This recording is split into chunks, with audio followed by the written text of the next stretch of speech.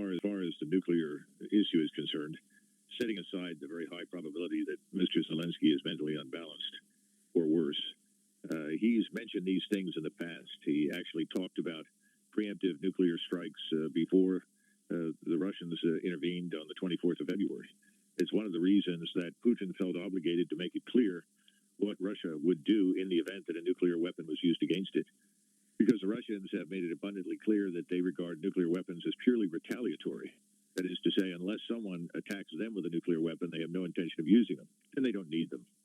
The second point is this nonsense about Russia is losing, the world is ending, and hundreds of miles are being retaken. It's all nonsense, and it's tragic because it's gotten to the point beyond absurdity. Today, the Ukrainians tried to circulate a video in which they showed allegedly Russian troops surrendering to them. In reality, it was staged. Everyone was Ukrainian, and they simply gave the other side Russian flags and tried to create that illusion. The truth is that Mr. Zelensky's remarks made to an audience in Australia are unambiguous evidence for Ukraine's impending destruction. Ukraine is being bled white. They've had at least 100,000 dead now, perhaps 300,000 wounded at least. These little counterattacks that they have been launching that have gained a few miles here or there have cost them tens of thousands of lives. And the gains are superficial, to be frank, meaningless, and in fact, many of these have already been reversed. But I think the Western news media, along with the governments in the United States and the United Kingdom in particular, are working overtime to try and create this image of a Ukraine fighting back that is simply misleading. And in the meantime, the Russians, who never used more than 20% of their ground force in southern Ukraine, have been running an economy of force mission down south. Essentially, you've got about 50,000 Russian and allied troops. Most of these are not regular army from the Russian military. They are various formations of volunteers, mercenaries, allied units such as the Chechens, and they've done a brilliant job, frankly, of throwing back all these counteroffensives. And all of this is because the Russians are planning on a major offensive once the ground freezes, and they're building up for that. And they're also hoping that with these losses, that the Ukrainians may suddenly come around to realizing that they're doomed. But obviously, that's not the message that we're getting here in the United States through the mainstream media, nor is it popular in Western Europe. But nevertheless, it's true. And for those of us who bother to dig for the truth, you can find it. It's hard, but it can be done. And the sources I have make it abundantly clear that Russia is by no means in retreat, and it's certainly not losing. Well, first of all, Kherson is a region. The city they're talking about is on the west bank of the Dnieper, and that was a bridgehead that the Russians established months ago, fairly early, with the goal eventually of crossing and probably seizing Odessa. But at the moment, whatever is happening, I would be very suspicious of the reports, because frequently what occurs is that the Ukrainians move into an area, they take some losses, they establish themselves, they run up a flag, and then subsequently are driven out, again, at great cost. But the rest of the story is never provided. So I'm not sure I'd pay a great deal of attention to it. If you look at the map, which is everybody's focus, those lines change very little. And when they do change, you have to keep in mind that the terrain there is very open and rolling. And terrain in and of itself doesn't have a whole lot of value unless it provides you with some military advantage. And so the Russian and allied forces down there have been instructed by the Russian military leadership that if it makes sense for them to fall back and defend a better position, that they are certainly free to do so and don't need to ask permission to execute the move.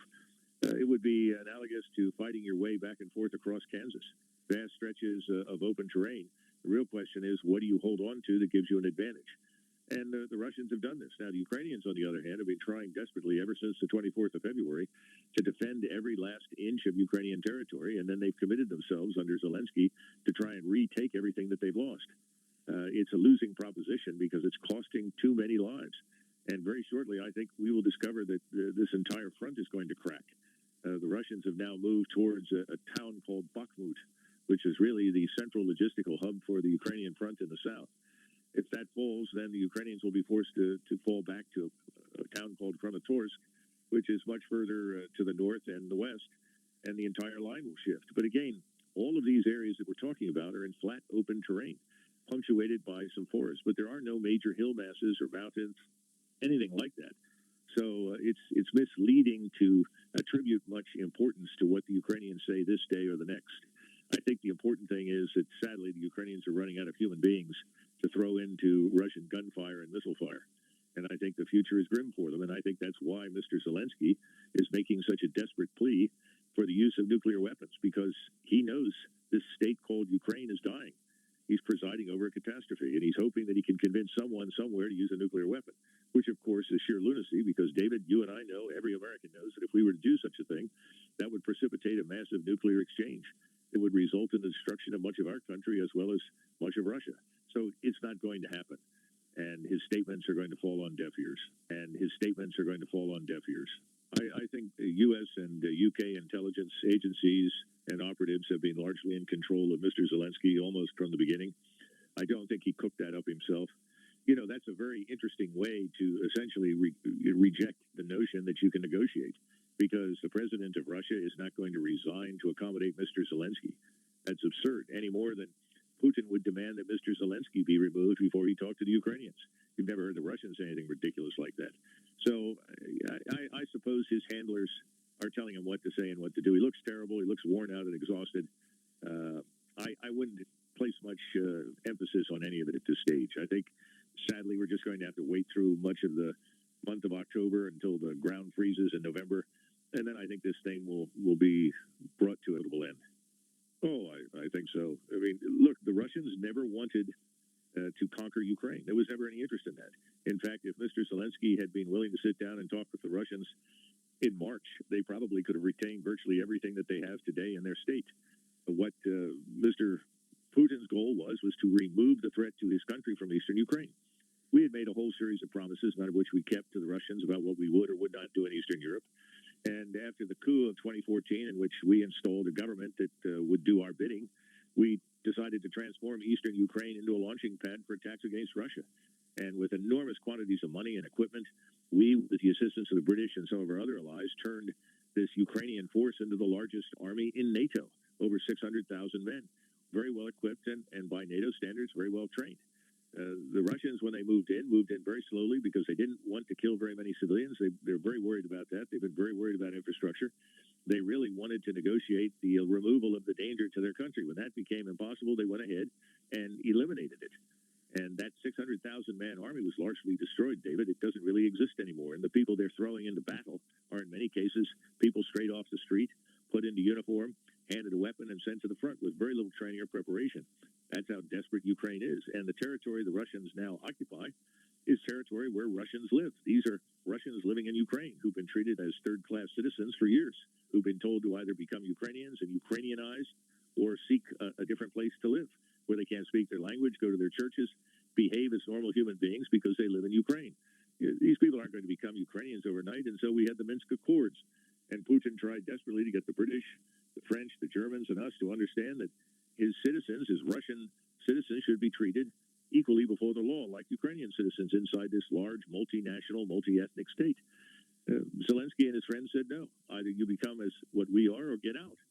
And that resulted in this tragic intervention. But the Russians have never used more than 20% of their ground force, never had more than 80,000 combat troops, that is, people in armor, infantry, on the ground in Ukraine. And most of that regular force has been withdrawn and replaced by these allied forces. Only the artillery, the Air Force, missile forces, rocket forces, those are still regular army, and they are still being employed to support the allied forces, which number about 50,000. These are the Chechens, the Wagner Group, and other, Russian volunteer formations, and what we would consider to be the equivalent of National Guard. But there was no interest in conquering Ukraine, no interest in running into Kiev or anywhere else and making peace at the point of a gun. But now, Mr. Zelensky has been intransigent. His handlers are intransigent because we decided we were going to bleed Russia. We were going to sanction them and destroy their economy. And we were going to kill hundreds of thousands of them and ultimately bend Russia to our will and force them to become subjects of the greater global American-dominated financial system. That hasn't worked. All of the sanctions have backfired. It is now our European allies who are in desperate trouble. We are in desperate trouble, too, only it is not quite as acute as it is in Europe. And on top of that, we haven't succeeded in destroying the Russian military at all. It's held together very, very well. And as I said, right now, you have this economy of force operation down in the south. Well, there's a massive buildup from Minsk all the way back into Western Russia of forces that will be launched eventually, as I said, I suppose, when the ground freezes, because that's the best time to operate in that country. Well, as I explained earlier, I told you what it's really about. That there's this attempt to destroy Russia. we've decided to make it this blood enemy that has to be eliminated because it refuses to march down the path that Europe has: open borders, denationalization, unconditional support for whatever the EU and the World Economic Forum dictate. Russia's not going to participate in that. It wants nothing to do with it. Neither will China, nor India, nor Brazil, nor most countries outside of Europe and North America. Yes, there is a shell game going on. Enormous quantities of money are being shifted from the Hill to the Defense Department, from the Defense Department to the defense industries, and then find their way back to the Hill in lucrative contributions to various political action committees and candidates. So there's no question but what that is going on. But the thing is that Americans need to go back and rethink and remember what's being told to them in the past. We've had all sorts of ridiculous lies and narratives spun out of Kiev and London and New York City in the media and in the intelligence apparatuses. We had the ghost of Kiev, the non-existent MiG-29 fighter that was flying around eliminating dozens of Russian aircraft. It was all nonsense. It never existed. We've had all sorts of major conquests where areas were conquered, the flag ran up, only to find out a day or two later the organization either never existed or it was destroyed and retreated. This has been going on and on and on. As I say, the most recent one was this ridiculous video made to create the illusion the Russians were surrendering, which was not the case. They were all Ukrainians, and one side was pretending to be Russian. And then we've had all these claims of atrocities, 90% of which are absolute nonsense. The Bucha example is turning out to have been a Ukrainian operation, and everyone that's looked at it objectively outside the theater has concluded that. This is a very one-sided reporting system that is developed in the West. And Americans were told by Donald Trump over and over and over again, fake news, fake news, fake news. Well, he was right. The fake news continues, and Americans need to back away from it. No, not at all. Russia has everything the Chinese desperately need. Russia has limitless resources, limitless food, limitless fuel, oil, gas, rare earths, minerals, you name it, and the Russians can provide it. There is an unending market for everything that Russia produces. The truth of the matter is that Europe's isolation from Russia, which we've insisted upon, is destroying Europe, but it hasn't hurt Russia in the least. And strategically, all we've done is given excellent reasons to the Chinese, to Indians, to others. And remember, Americans need to keep in mind that most people on the planet live in Asia, not here. That's where the majority of the world's population is centered. That population is overwhelmingly pro-Russian in its outlook. They see the Russians as essentially fighting a battle that they're part of because they don't want to go the way of Europe and anywhere that the United States and its financial system have become dominant. This is about the end of the dollar. Now the Saudis have said we'll do business with the Russians and business with the Chinese in rubles and yuan. The petrodollar is at risk. The truth is we're in a lot of trouble. And this man, Biden and his friends, have managed to destroy in the space of a couple of years all of the strength and the institution that we've taken for granted for decades. That's the truth, and that's what Americans need to understand. Well, it's very difficult right now because the woman that was appointed as the ambassador is a radical globalist and neocon who is attacking the Germans left and right for not joining wholeheartedly in the war against Russia, which makes absolutely no sense for the Germans at all. I think at this point, the great tragedy is that we are destroying the goodwill and affection of the German people for the United States. And if anything, just as we have driven Russia into the arms of China and vice versa, and India, and essentially set up a very powerful alliance against us in Asia and Eurasia, I think we've probably permanently alienated the German people. We'll be lucky if the Germans will do business with us at all in the future. Yes, absolutely. That's what the media is concealing. The media is creating the illusion that something good is happening. This has been disastrous for us and for the West.